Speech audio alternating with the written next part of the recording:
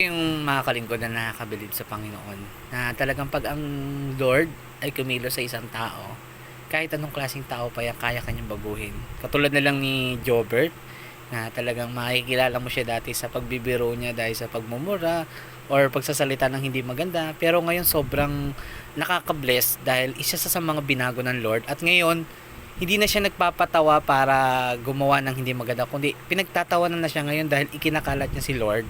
Kaya nakaka-amaze ang pagkilos ni Lord sa taong ito, kaya panoorin po natin.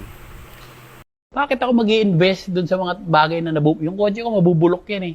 Yung bahay na tinutuluyan ko ngayon, magigiba din yan eh. Binahanga eh. Ang ini-invest ko ngayon, kung ano yung meron pag namatay ako, di ba? But yung boldness ko ngayon na isinishare, pinagtatawanan ako eh. Nung una, nagsishare ako tungkol sa faith ko eh. Okay lang yun, di ba? Kasi nung natanggap ko yung mga awards ko, best comedy actor ako, YouTube, ang galing kong komedyante. Dami Nice mong one, show. nice one, Bert. Nakakatawa, nice one. Pero yung desire ko ngayon bilang tao, yung pag namatay na ako,